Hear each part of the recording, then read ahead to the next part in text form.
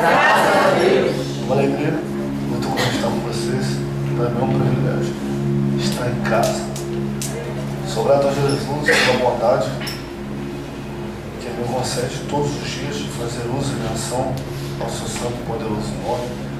A Jesus toda a glória para todos sempre. Quero louvar a Deus pela vida dos meus pais e irmãos, dos meus amigos. Sou Luiz Fernando. Amo o Senhor. Sou o Luiz Pastor Luiz. Deus abençoe. Obrigado pelo carinho sempre. Deus está comigo, minha princesa e minha Priscila. Faça assim. Isso. Está parecendo até advogada. Deixa eu ver se ele está. Quantos vocês estão desejosos de continuar ouvindo Jesus falar aí? Glória a Deus. Aleluia. Vocês estão zangados hoje, não estão? Isso. Glória. Quantos querem continuar ouvindo Jesus falar? Diga amém. Isso aqui é DVT, irmão. Eu prego aqui há mais de 10 anos no alto nível, né, Lorena? Alto nível, irmão. Aqui é DVT. Quantos estão desejosos, abram sua Bíblia, por gentileza. Primeira epístola escrita pelo apóstolo João. Primeira epístola escrita pelo apóstolo João, capítulo de número 2, versículo de número 18. Como vai nos restringir? Exato.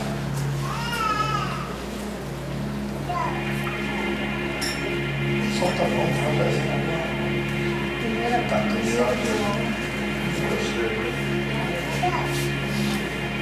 Primeira epístola de João. Isso, assim, eu gosto de você.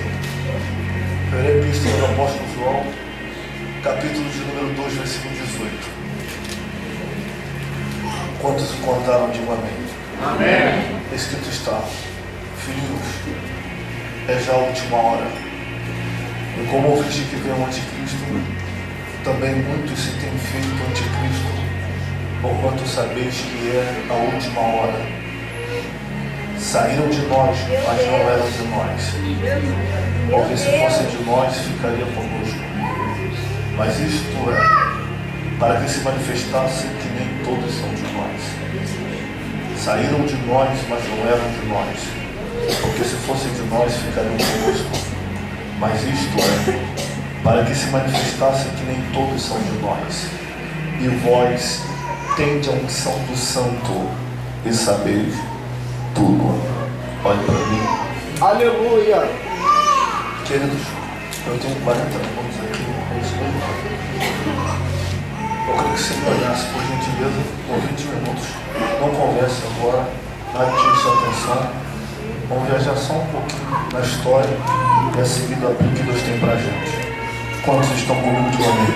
Amém. A primeira epístola de João faz parte de uma das 5 literaturas joaninas. Entre as 5 literaturas joaninas, elas são divididas em 3 classes.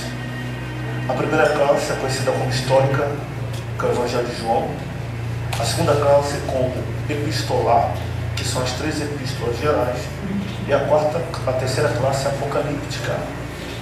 Entre essas 5 obras da literatura joanina, a epístola escrita por João, a primeira, é um direcionamento.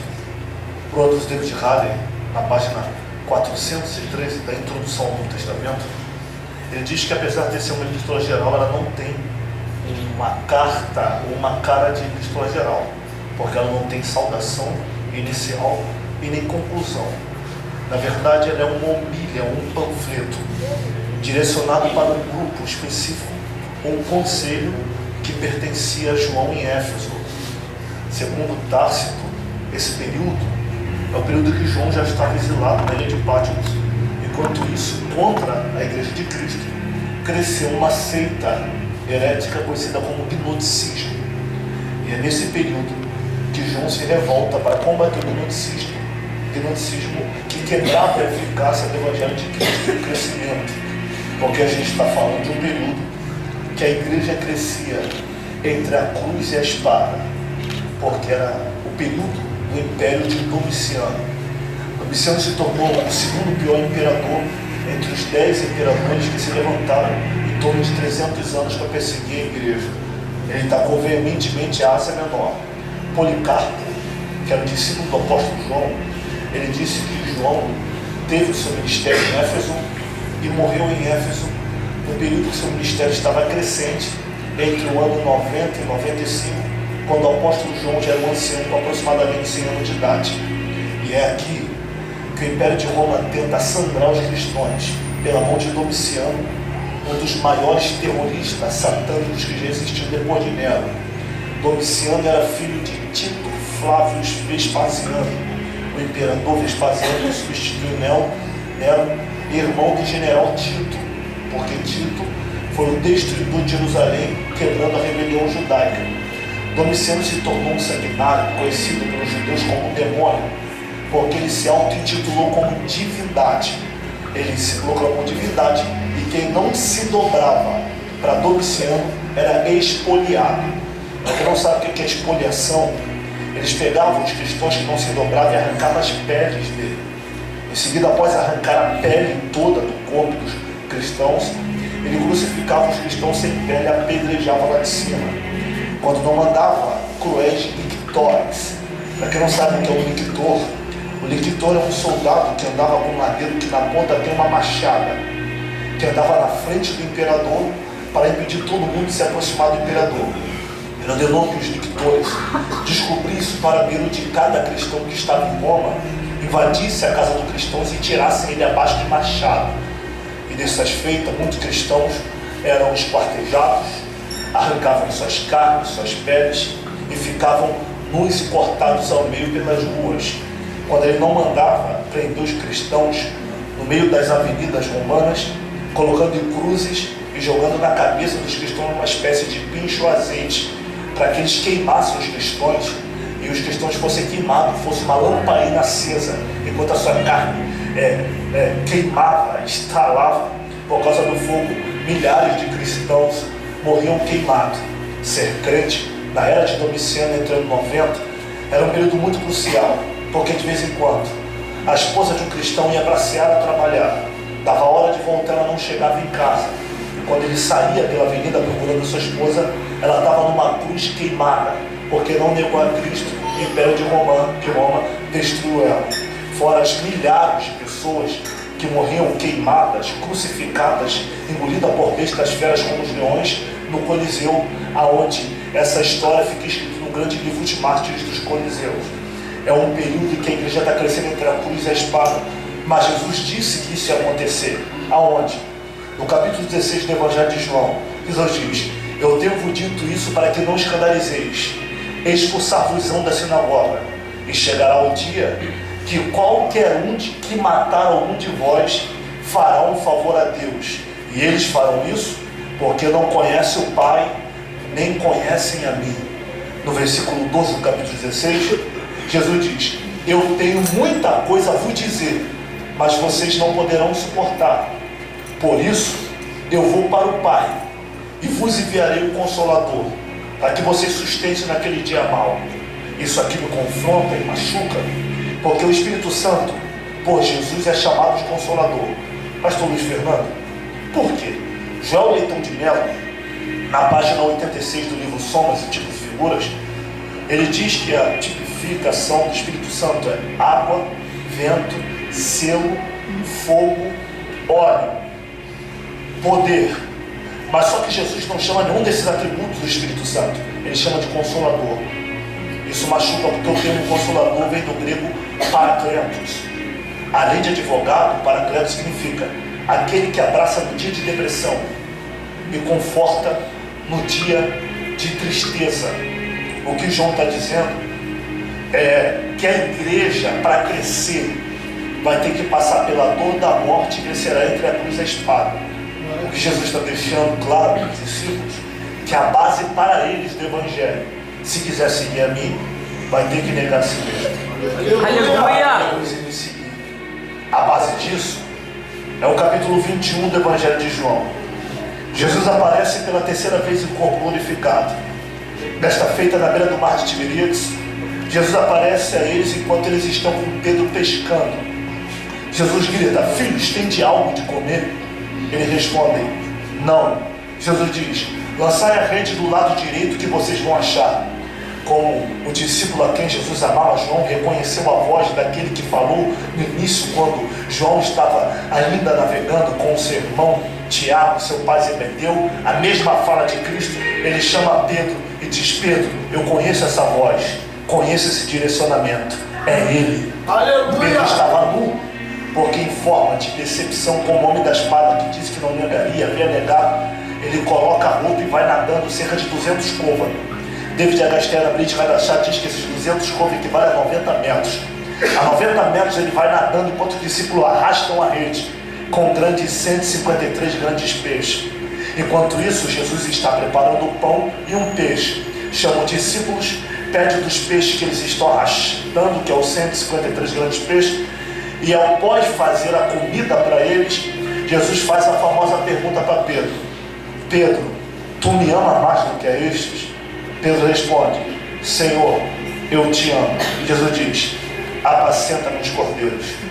Pela segunda vez, querendo quebrar a segunda vez que Pedro negaria, Jesus diz: Pedro, tu me amas?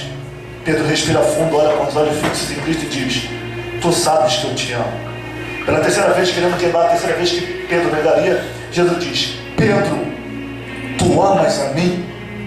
David Agastera diz que Pedro respira fundo, com os olhos lacrimejados, porque era a terceira vez que ele fazia a mesma pergunta, mesmo Pedro dizendo que ama.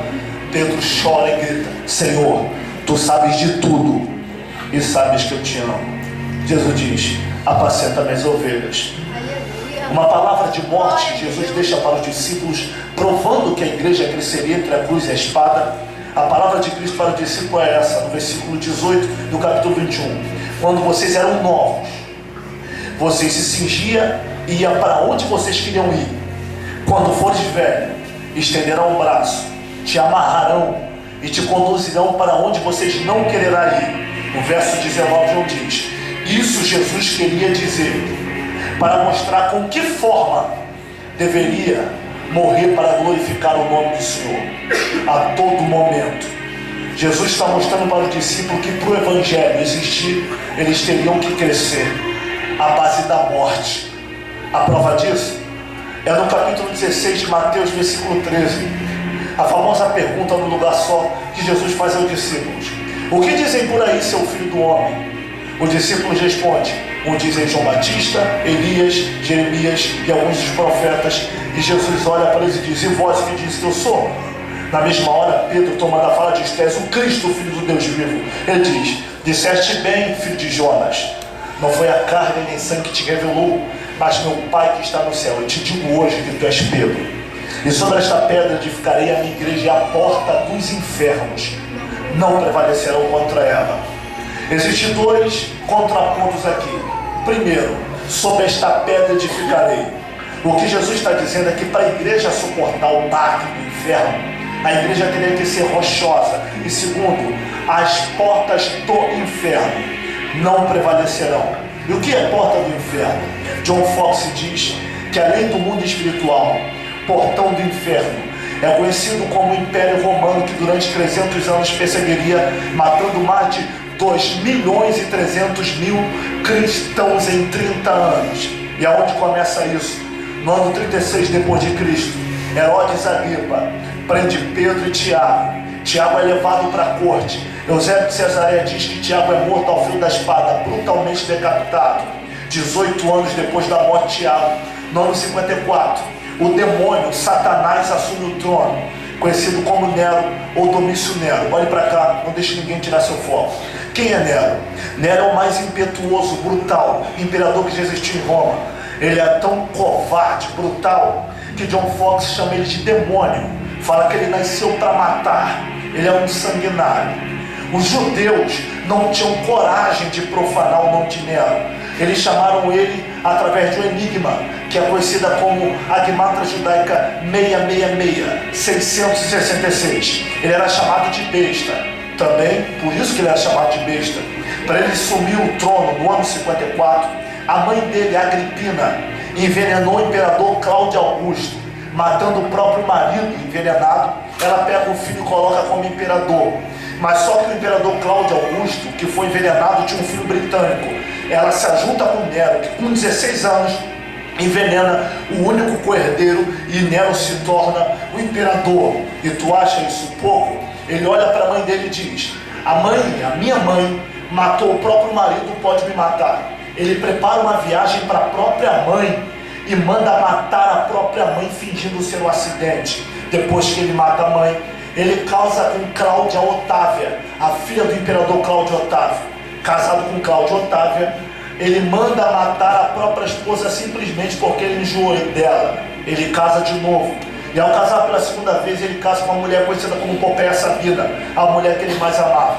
Após Popéia Sabina engravidar, com raiva ou demônio no corpo, ele dá joelhadas no ventre de Popéia Sabina, matando o filho que era dele e a própria esposa. Casa pela terceira vez. A terceira vez é a Valéria Messalina. Valéria Messalina era uma mulher que ele tinha desconfiança, que ela tramava contra ele segundo os pensamentos demoníacos dele. Ele manda matar a terceira esposa e depois casar pela quarta. É quem que vai casar com ele? É um jovem que é casado à força, um jovem chamado Disporo. Quando ele está passando pelo Império de Roma, ele avista um jovem conhecido como Disporo. E por que ele quer casar com o garoto? Porque o garoto lembra Popéia Sabina, a esposa que ele mais amava. Como ele vai casar? Ele manda castrar o garoto. Ele tira os órgãos do garoto e bota a roupa de rainha. E todos os imperadores, os governantes de Roma olhavam ele desfilar com um escravo forçado que ele fez como mulher. Nenhum dos seus governantes confiava nele, porque ele matou Luciano e Sêneca, que eram os dois mestres conselheiros dele, e a maioria dos governadores, ao ponto de toda Roma ter medo de Nero. Também por que não terá medo? No dia 19 de julho do ano 64, ele manda incendiar o Império de Roma. Entre 14 cidades romanas, 12 queimam. E quando perguntam, cadê Nero?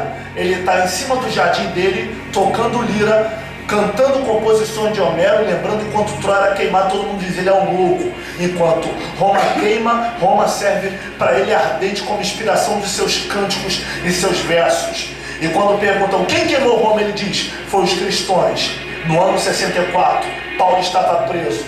E como revolta aos cristãos, ele manda matar Paulo, culpando os cristãos pela queima de Roma. Paulo, sabendo que ia morrer, escreve a segunda carta a Timóteo.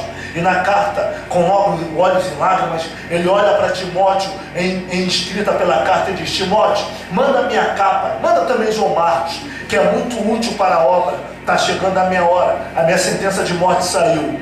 Combati um bom combate, acabei a carreira e guardei a fé.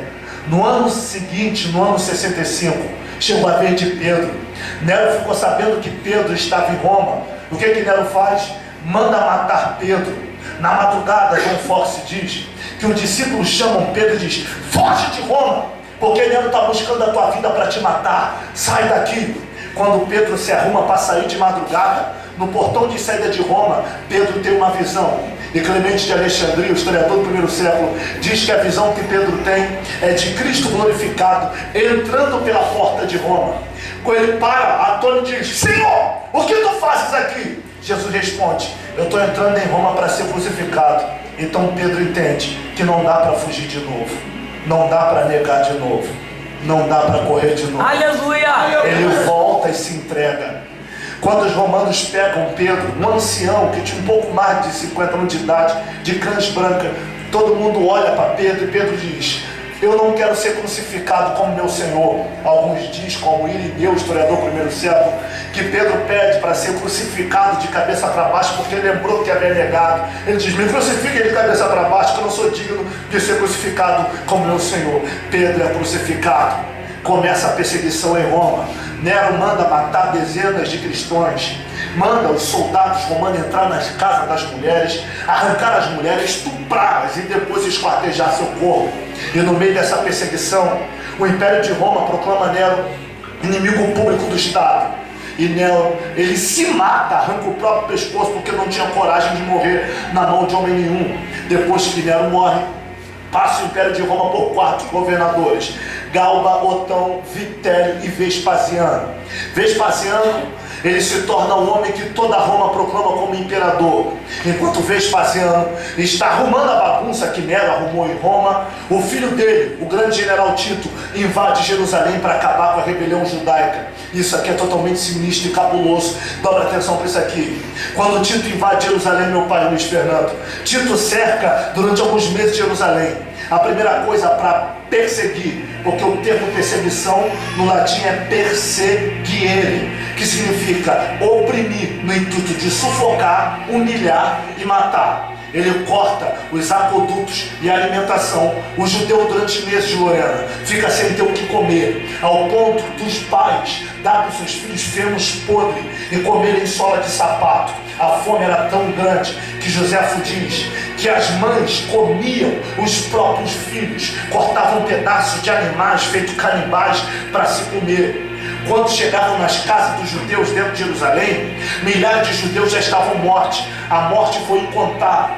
Os próprios historiadores, como John Fox diz, que foi mais de 1.100.000 de crentes, ou melhor, de judeus mortos dentro de Jerusalém. E o que Domiciano faz, ou melhor, o que Tito faz? Entra em Jerusalém, pega uma tocha e taca em Jerusalém. E a Jerusalém queima juntamente com ela seu templo. Você acha que isso foi obra do acaso? Jesus já avisou que isso ia acontecer. Aonde? Mateus 24. Quando vide Jerusalém cercada, é porque chegou o dia da abominação, da desolação, qual profetizou o profeta Daniel. Quem estiver na Judeia, fuja para os montes. Quem estiver no campo, não volte. Quem estiver em cima da casa, não desça buscar alguma coisa. Ai das grávidas, meu Deus, ele viu aqui. Ai das grávidas das que amamentam naquele dia. Por que ai das grávidas das que amamentam? Porque as mães cozinhavam seus filhos. Ai das que amamentam. Por que ai das grávidas? Porque, segundo a história de Eusébio de Cesareia, alguns romanos pegavam facas, abriam o corpo das grávidas, tirando os fetos, jogando na lasca do lixo, botando gatos, animais sedados dentro do ventre pela falta de oxigênio. Os gatos abriam o ventre das mães, as mulheres morriam sem entranhas. E Jesus disse que a vossa fuga não seja no inverno, senão haverá grande mortandade, conforme nunca houve e nunca haverá. E eu tenho abreviado aqueles dias por causa dos escolhidos, porque senão nenhuma carne suportaria. A mortandade levou mais de 1.100.000 judeus. Mais de 17.000 judeus foram levados como escravos para o Egito e 2.000 foram levados para ser mortos por besta-fera em Roma. Mas só que o dia de Tito foi contado. Um verme come seu cérebro e ele morre durante 2 anos de império. Chegou a vez de Domiciano, o seu irmão mais novo. O pai dele morreu doente, o irmão morreu doente. Ele irado, atribulado, se proclama divindade. Ao se proclamar divindade, ele quer ser adorado. E quem não adorava ele era espoliado, sua pele era arrancada. Jogos no Coliseu de Roma, que Vespasiano que fundou, está acontecendo com corpos de cristãos. Leões com semanas famintos invadiam os coliseus de Roma, arrancavam a pele dos cristãos, comiam o braço como tivesse comendo um braço de uma ave pequena, estraçalhavam os cristãos.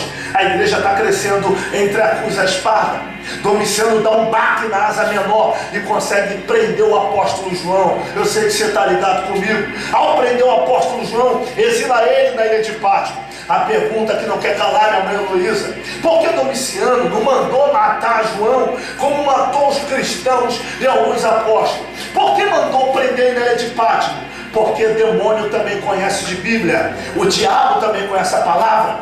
Domiciano sabia do que Cristo havia falado. E prenderão o pastor, e as ovelhas ficarão desgarradas. Ficou mais fácil tacar a asa menor. As igrejas de Éfeso que João supervisionava, depois que o pastor não está mais na igreja para encorajar a igreja.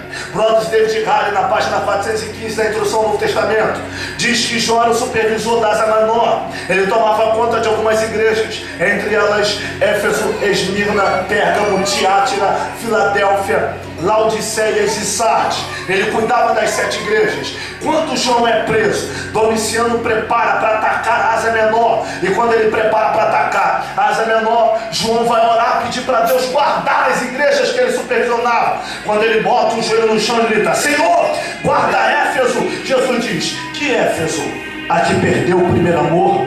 Aí ele ora de novo e diz: guarda Laodiceia. Que Laodiceia? Aqui não é quente nem frio, é morno. Guarda Tiátira. Que Tiátira? A que se deitou na cultura de Jezabel e levou os profetas à prostituição. Guarda a Sardes. Que Sardes? A que tem aparência de vivo, mas está morto. Guarda Pérgamo. Que Pérgamo? A que deita na doutrina de Balaão e defende os cultos aos nicolaitas, a cultura gnóstica. Quando João fica sabendo do defeito da igreja, ele irá e começa a bater na igreja. Por que ele começa a bater, gente? Porque quando ele estava em Éfeso, era rica. Mas quando ele foi para o cativeiro, Éfeso não prestava. Quando ele estava em Laodiceia, era formosa e lotada. Mas quando ele foi para o cativeiro em Éfeso, ele se prostituía e fazia o que não devia, não era quente nem frio, era morno. Quando ele estava em Sardes, era lotada, os jovens bem aparentados, a igreja bem arrumada. Mas quando ele foi para o cativeiro, Jesus mostrou que tinha uma aparência de verdade, mas era mentira. A aparência de vivo, mas estava morto. João começa a bater. Porque ele bate? Porque a psicologia ensina que uma das maiores decepções do ser humano é quando alguém que se apresenta de um jeito, com o decorrer do tempo, se mostra totalmente ao contrário do jeito que ele se apresenta. Vou repetir, que só 3 pessoas pegaram. Vou repetir.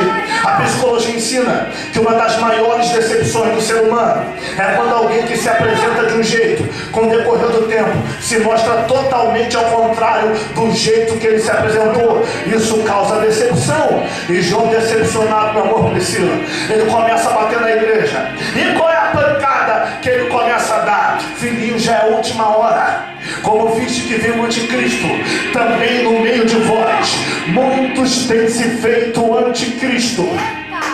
Quando já viste que é a última hora, aquele que comete o pecado é do diabo, porque o diabo peca desde o princípio. Mas para isto se manifestou o Filho de Deus, para desfazer todas as obras do diabo. Filhinhos, tenho dito isso para que não pequeis. E se alguém pecar, temos algum advogado para com o Pai, Jesus o justo. Quem é o mentiroso, senão aquele que diz que Jesus não é o Cristo? Esse é o anticristo. Versículo 26, capítulo 2. Tenho escrevido isto acerca do que vos engano. O conselho de Éfeso manda a retórica da carta para João, dizendo: João, para de bater. Por que para de bater? Porque o senhor é conhecido como apóstolo do amor, e o senhor está batendo. A igreja já está sem pastor, porque o pastor está preso, e o senhor ainda continua batendo. A igreja está ficando vazia. Aí João diz: um dia, quando eu não tive pena de Tiro e Sidom, eu pedi para fogo do céu consumi-los. O próprio Jesus me chamou de filho do trovão. Tu acha que eu vou ter medo de pregar a verdade para crente que mostra ser de verdade, mas é de mentira? Não vou ter medo de pregar. Eusébio de Cesaré diz que o capítulo 10 de João, ele escreve nesse período quando ele diz: aquele que não entra pela porta, mas pula o aprisco, é o ladrão e salteador. Mas no versículo 7, Jesus diz: eu sou a porta. Quando o pastor entra com as ovelhas, o porteiro abre a porta e as ovelhas encontram pasto e seca o pastor. Isso aqui me confronta. Por que isso te confronta, pastor José? Porque no versículo 1 Jesus diz: quem não entra pela porta, mas pula o aprisco, é ladrão e salteador. Mas no verso 7, Jesus diz: eu sou a porta. Quando o pastor entra com as ovelhas, o porteiro abre a porta. Vem cá, se Jesus é a porta e Jesus é soberano, quem é o porteiro que tem autonomia para abrir a porta, que é o próprio Jesus? Sabe quem é o porteiro? É tipificado simbologicamente o Espírito Santo. Porque o Espírito Santo é o porteiro, pastor? Porque não tem como eu ser lavado dos meus pecados pela porta sem ser convencido pelo meu pecado, que só o Espírito convence. Já que 2 pessoas pegou de pé, quem convence o homem do pecado e do juízo? O Espírito Santo. Já que o Espírito Santo convence o homem do pecado e do juízo,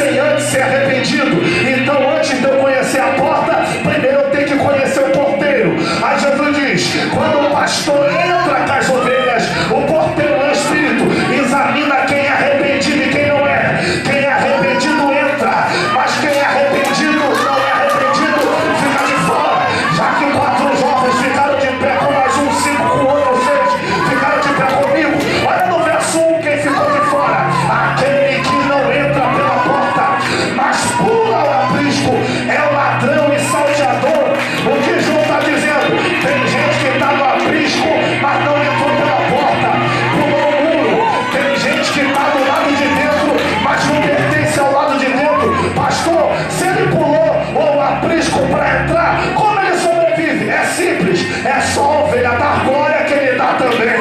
É só a ovelha marchar, ele marcha também. É só a ovelha louvar, ele louva também. Mas só que na entrada da porta, a porta tem uma vara que bate para ver quem é a ovelha. Quem é a ovelha aceita a varada e sustenta a bronca.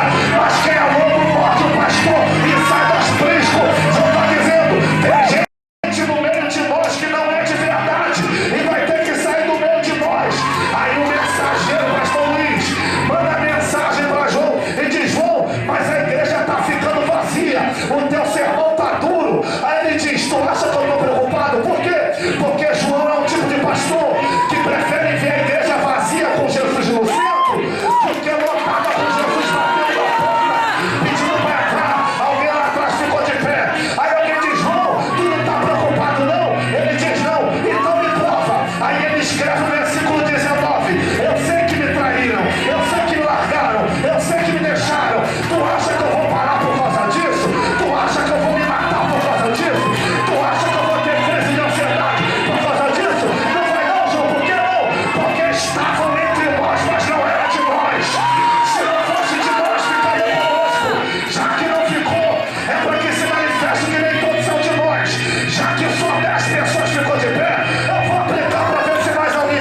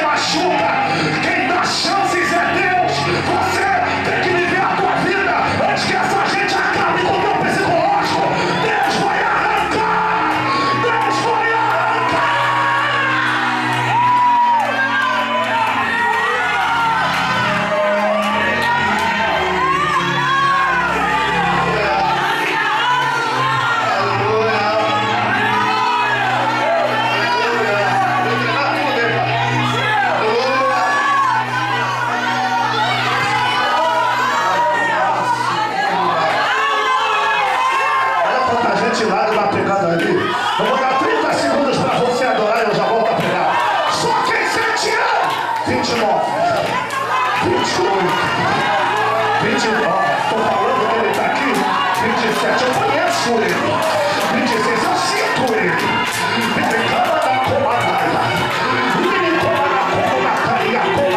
É a mesma presença que eu senti 3 horas da manhã no Monte Macete. Só pode ser ele.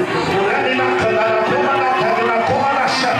vou dar 10 segundos enquanto eu profetizo. 9, não dará vergonha. Eu te dou pra honra. 8, 1000 cairão ao teu lado, 10.000 à tua direita, mas você não será atingido. 7, toda a ferramenta preparada contra ti não prosperará. 6, envergonhados e confundidos serão quem se levantar contra ti. 5, parar de ficar de pé perante o livramento que hoje eu te dou. 4, agora a última casa vai ser maior do que a primeira. 3, os projetos do diabo acabaram de cair agora. 2, o livramento que Deus dá para a tua vida. 1, ano de 2023, Deus vai virar uma chave na tua vida, mas antes de virar, Ele vai tirar quem é de mentira e vai deixar quem é de verdade. Estava entre nós, mas não era de nós. Estava entre nós, mas não era de nós.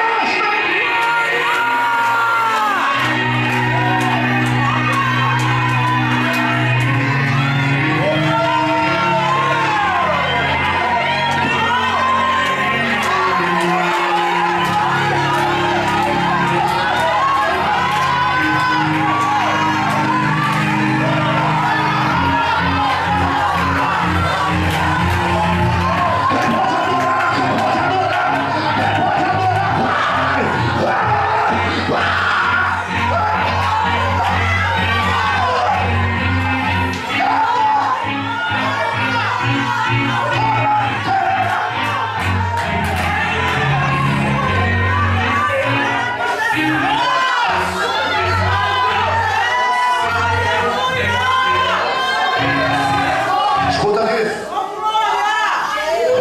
Você, pastor, estava no meio de uma manada de nós. Você lembra de Mateus 21? Mateus 21, Jesus chama os discípulos e diz: ide à aldeia que está de frente de vós. Vocês vão ver uma jumenta e uma jumentinha presa. Desprenda os dois e trazei. Despenda os dois e me trazei. Por que Jesus está pedindo uma jumenta para entrar na entrada triunfal? É porque 480 anos antes do capítulo 21 é a entrada triunfal. Zacarias profetizou: Sião, teu redentor virá a ti, manso, humilde, montado sobre uma jumenta, filho de animal de carga. Entre a promessa e Jesus passa-se 480 anos. No dia do cumprimento da promessa, quando chega a hora da jumenta, ela está amarrada. Mas se Deus fez promessa 480 anos antes, por que no dia do cumprimento ela está amarrada? É simples, porque se tem uma coisa que faz a gente se prender no que não deve, é o tempo. Jesus prometeu ontem, a gente quer que aconteça hoje. Jesus falou hoje, a gente quer que aconteça amanhã. E se não acontecer no dia que a gente quer, a gente namora errado, casa errada, é amigo de gente errada, entra em porta de emprego errada e acaba todo enrolado por cotas que a gente mesmo arrumou. Mas só que tem um problema: nossos erros não anulam a promessa que Jesus fez acerca da gente, porque antes da gente errar, ele já sabia que a gente erraria. Ele diz para 2 discípulos, chama e diz que é Pedro e João, e diz: Pedro e João, vai à aldeia, quebrado, vilarejo de Betfagé. Vocês vão ver a jumenta e a jumentinha presa, mas só que tem um problema: elas estão amarradas em cordas. Pega a tesoura, corta a corda e me traga a jumenta. Por que tem que cortar a corda para trazer a jumenta? Porque a promessa está sobre a jumenta e não sobre a corda que amarra ela. Eu vou repetir: a promessa está sobre a jumenta, não sobre a corda que amarra ela. Já que uma moça ficou de pé, eu vou profetizar para ver se mais alguém levanta. Por que tem que cortar a corda? Porque tem gente chamando de amigo o que o céu está gritando é corda.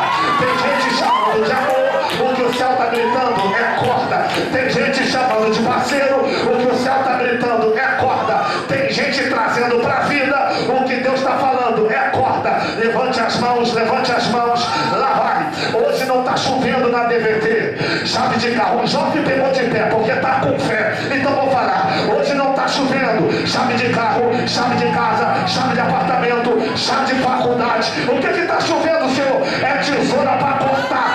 Corta da vida de muita gente. Antes da promessa se cumprir, Ele vai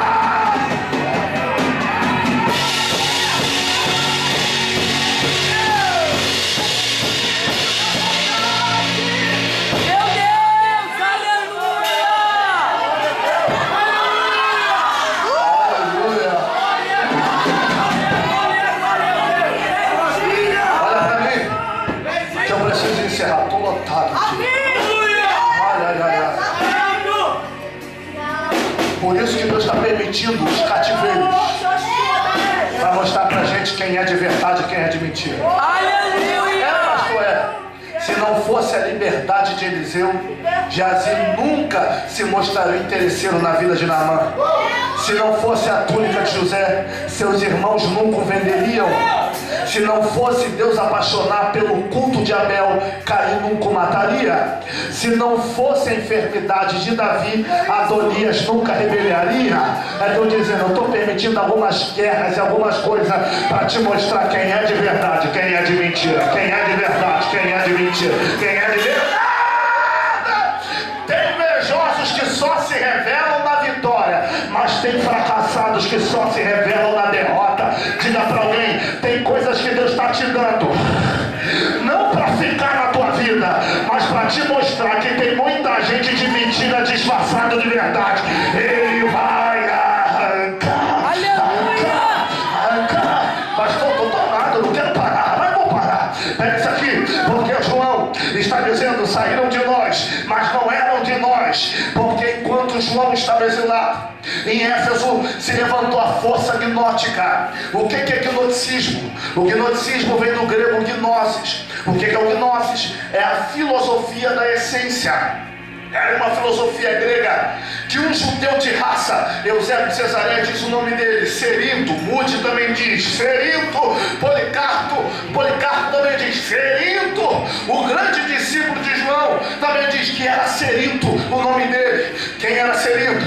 Cerinto é um judeu que pegou a essência grega do gnosticismo e tentou implantar na igreja. Se converteu como crente, mas no meio do caminho virou demônio. Por que, pastor, ele se converteu como crente e no meio do caminho virou demônio? Porque ele pregava o gnosticismo. O que é gnosticismo? Ele pregava que Jesus não era o Cristo. Ele falava que o Espírito do Cristo desceu sobre Jesus no batismo de João e abandonou Jesus na cruz. Por isso que Jesus grita, Deus meu, por que me desamparaste? Ele disse que Jesus não era o Cristo. Jesus era alguém que o Cristo poderou-se sobre ele no batismo de João e depois abandonou. Mas o Cristo não só pousava em Jesus, pousava em mais pessoas. Mas Jesus já havia pregado sobre Cerinto sem falar o nome dele. Aonde? Mateus 24, 23. Quando disserem que o Cristo está aqui ou ali, não o sigais. Quando disserem que está no interior da casa, não vá. Quando disser que está no deserto, não siga. Porque como o relâmpago que se mostra no Oriente aparece no Ocidente, assim será a vida do Filho do Homem. Mas não se preocupe, aonde estão os cadáveres, ali estarão as águias. Jesus chama ele de cadáver. João, lembrando disso, ele fala no capítulo 2, versículo 23. Quem é o mentiroso, senão aquele que diz que Jesus não é o Cristo? Esse não tem o Pai e também não tem o Filho. Versículo 26. E eu escrevi isso acerca do que vos enganam. Aquele que comete o pecado é do diabo, porque o diabo peca desde o princípio, mas para isso se manifestou o Filho de Deus, para desfazer todas as obras do diabo. Mas não creem nele. Capítulo 4, versículo 4. Porque maior é o que está conosco do que o que está no mundo. Maior é o que está conosco do que o que está no mundo. Quando João começa a bater, os gnosticistas saem da igreja. Por que ele sai? Porque a pressão da carta do Espírito Santo que anda com João está sobre eles. Mas por que João não teme eles? Porque eles ganharam nome. 150 anos de força, eles ganharam nome, mas João tinha destino. Aleluia! Por causa do aleluia da senhora, eu vou entregar isso aqui, porque a igreja está muito fraca no aleluia nessa hora. Vamos lá. Eles tinham nome, mas João tinha destino. Eles tinham? Mas João tinha destino. Isso aqui, Lorena, é para ninguém ficar na cadeira. Prova que João tinha destino. Te provo. Evangelho de João, capítulo 21, versículo 18. Jesus olha para João e diz: quando tu era mais moço, tu te cingia e ia para onde você queria ir. Mas quando fores velho, te cindirão e amarrarão e te levará para onde você não quererá ir. E isso Jesus estava dizendo para mostrar com que morte deveria de morrer para glorificar o nome do Senhor. Quando Jesus fala como os discípulos vão morrer, Jesus não diz como João vai morrer. Aí Pedro, no verso 20, chama Jesus e diz: Jesus, tu falou como a gente vai morrer. E ele? Como vai morrer? Apontando para João. E Jesus diz: Pedro, o que te importa que ele fique até que eu venha? Segue-me tu. O que te importa que ele fique até que eu? O que Jesus está dizendo? Que os discípulos padeceriam para glorificar o nome do Senhor, mas João ia sustentar a morte estando vivo. Só 3 jovens do lado de cá. Então vou tentar explicar melhor. Vamos lá. O primeiro mártir da igreja, Estevão, foi apedrejado. E João continuou. No ano 36, Tiago, irmão de João, filho de Zebedeu, foi decapitado, morto ao fio da espada por Herodes Agripa. E João continuou. No ano 64, o apóstolo Paulo foi martirizado. E antes ele disse: combati o bom combate, acabei a carreira, guardei a fé. E João continuou. No ano 65, o apóstolo Pedro foi crucificado de cabeça para baixo. E João continuou. João Marcos, no Egito, foi amarrado, arrastado pela avenida, queimado na fogueira. E João continuou.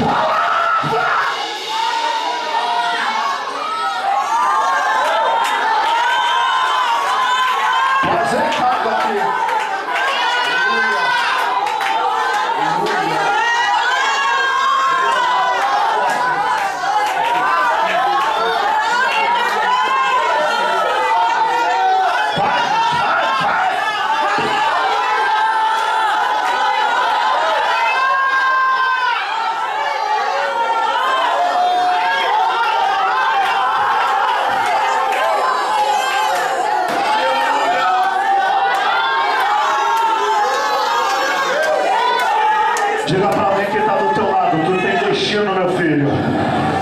É por isso que tentam destruir a gente e não consegue. Tu olha para a tua vida e nem sabe como aguentou tudo isso. É porque tem destino. E quem está traçado, Deus grita: antes que eu te formasse no ventre, eu te conheci. Antes que tu saísse da nada, eu te santifiquei. E as nações eu te dei. Profeta. Que Deus te abençoe. Já passei muito do horário que meu pai me deu. Aleluia!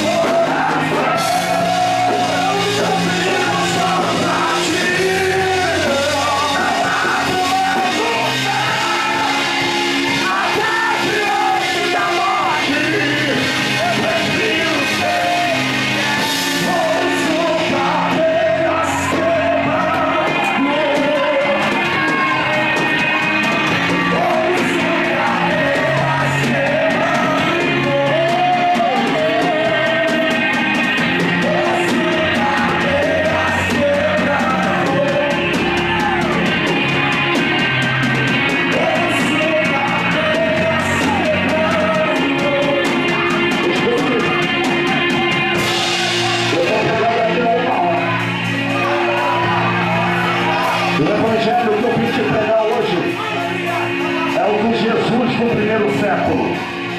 Cruz, sangue e espada. Cruz, sangue e espada. Eu não vim pregar o evangelho do carro, da casa e da chave. Eu vim pregar o evangelho de Jesus, aquele que quer vir após mim. Negue-se a si mesmo. Toma a tua cruz e siga-me. Jesus está dizendo: está na hora de largar aquilo que te atrapalha de ir para o céu. Porque é melhor ir para o céu faltando olho do que para o inferno com os dois olhos. É melhor ir para o céu faltando membro do que para o inferno de corpo inteiro. Ele está dizendo: chegou a hora do novo tempo, da nova vida, da nova história. Cadê a primeira vida afastada que o Espírito Santo convenceu? A porta vai te lavar, mas o porteiro vai te perdoar. Cadê a primeira vida? Cadê?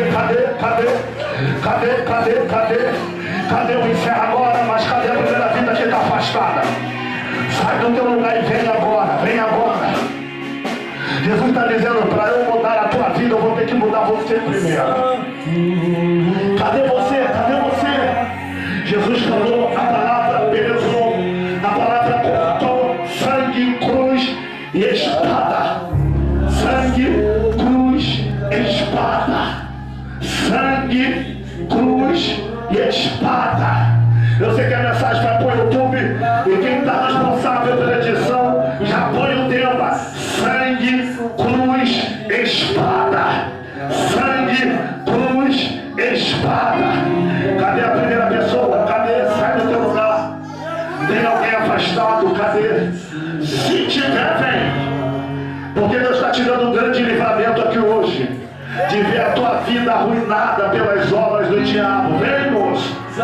Jesus quer te dar essa oportunidade de mudar a tua história. Tu sabe, a mensagem falou. Tu sabe que não tem outro jeito. O diabo quer destruir você para a tua saúde. O diabo quer acabar com a tua vida. Mas Jesus está te dando essa chance. Tem alguém? Tem alguém? Você tem 3 segundos para sair daí. Se não tem, que Deus te dê outra oportunidade. Aplauda Jesus. Se Deus te dê outra oportunidade. Aplauda Jesus.